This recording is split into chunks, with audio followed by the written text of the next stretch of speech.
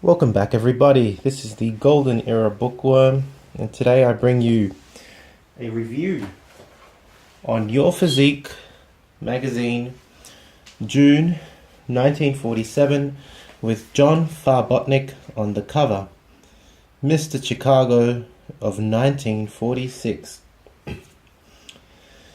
So, this is another typical painting from George Quaintance from an actual photo that I probably showed you last week in Your Physique 1947 May, where John Farbotnik, I believe, was featured. That's right, in The Amazing Story of John Farbotnik.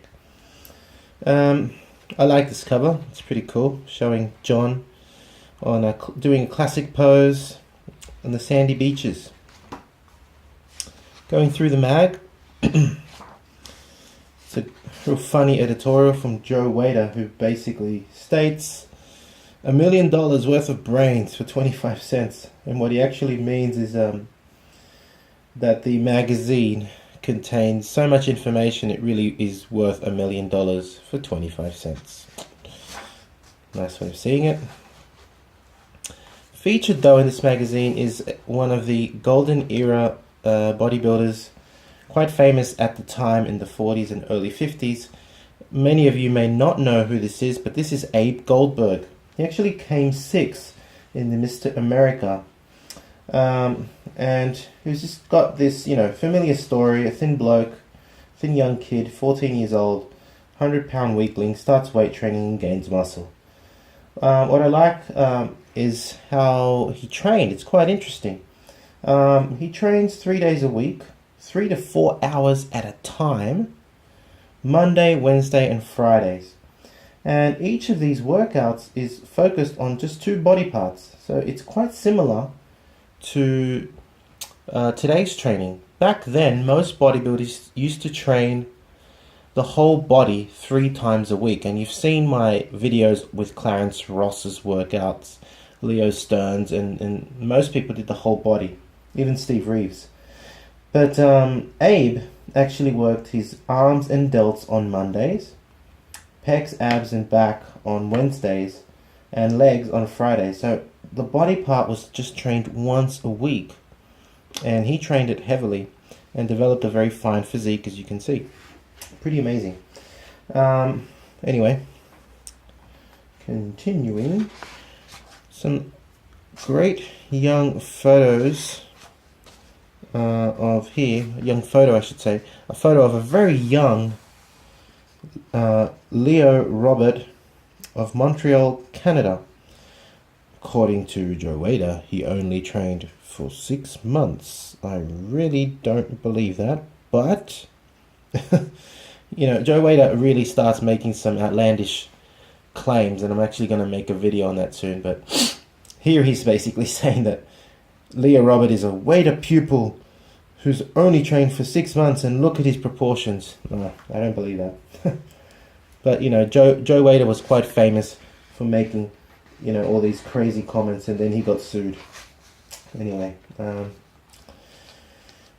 I like the article here, Build the Muscles That Broaden Your Back, because this article features some common exercises we know, like the bent over row, one arm bent over rowing, but the ones that I really like are the varieties that we see. We are aware of the stiff-legged deadlift. The snatch deadlift actually is, I would say, not often used to broaden the back, but it is a very good one because you have to flare the arms out in like a snatch and just do the deadlift. So I like the varieties of deadlift that are actually mentioned in this article. And the one that I really like is featured here. And it's called the wrist lift. I'll just see if I can zoom in live. Here we go. There we go. The wrist lift. I hope you can read that. Here you see the wrist lift, which is an advancement over the 2-arm deadlift in helping you to broaden the back muscles. Study this article carefully for the exact performance of this exercise. And I don't know whether you can see it, but this guy here, Abe, is actually Abe Goldberg is the model. He's got these hooks around, so around his wrist, he's got these metal bits that go around the wrist, and they're attached to hooks, and you hook the deadlift on. Essentially, this wrist lift was basically an old version of using wrist straps in deadlifting, which we know nowadays are very good at building the back, because the forearms are one of the things that give out in the deadlift first, not the actual back muscles, which are much stronger. And this is a very old strongman lift with hooks. It's pretty awesome. I've never ever heard of that before, and I hope you know you haven't either, because I think that's pretty cool. Like, new knowledge. It's great. Beyond that, I also really liked. It's a great photo of Alan Stephen with Earl Liederman. He's actually feeling his muscles going, damn. Yeah, big Alan. Yeah, Alan had won the Mr. America recently. Anyway, I liked this article, Little Lessons in Anatomy, and the reason is that at the back of the book we read that there was some pretty amazing strength feats using the thighs, and they basically demonstrate that the thighs are really strong. The ones they mention are, I don't know if you heard of it, the Henry Steinborn lift.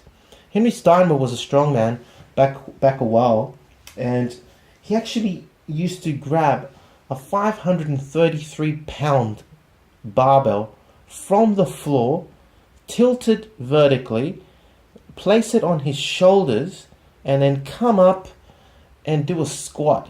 This is known as the Steinborn, the Steinborn lift. And to be honest, I don't know many people that can do that, because that is a really hard thing to do. Most people that can squat 500, they squat off the rack. But this guy used to lift it off the floor, place it on his shoulders, and then squat it. That's a hell of a strength feat. And another thing that was mentioned, another feat, was Saxon's feat of supporting with his feet, with his legs, over 1 ton of people. That's pretty amazing. So, in this article, basically, they demonstrate the enormous power that the thighs, the quadricep, actually have. Awesome article. Other than that, the last article I really enjoyed, I guess, was Meet Mr. Los Angeles. Andy Salvador, never heard of this guy. He was 5'5" in stature only, but although he's not a big fellow, as the article states at the bottom, he could actually, what was it? He actually had 16-inch arms for such a short bloke, 45-inch chest, and 23-inch thighs. So pretty big for a little bloke, and he could clean and press 235 pounds and do 165 pounds in the one arm snatch. Now that's huge. 165 pounds. It's almost 80 kilos with a one arm snatch. That's incredibly strong. So it was a pretty powerful little guy. Amazing. Never heard of this bloke. Andy Salvador. Amazing. I think on page 29, I've written a note here that there's a great photo of Joe Waiter, really young Joe Waiter. Yeah, there, he's only 24 years of age, doing a classical pose with a sword. There's another great, pretty rare photo here of Clarence Ross, another classical pose with a sword. Did you appreciate those two photos there? Never seen those before. And finally, the magazine also had an article on the story of Saxon, which really highlights the three brothers, but mainly Arthur Saxon and his amazing strength feats. So yeah, it was a pretty entertaining Your Physique, I would have to say. Your Physique. June 1947 with John Farbotnik on the cover. Really enjoyed reading that. If you've enjoyed the video, please give it a thumbs up, subscribe, and thanks for watching. Leave your comments and I'll see if I can reply. See you for now. Bye.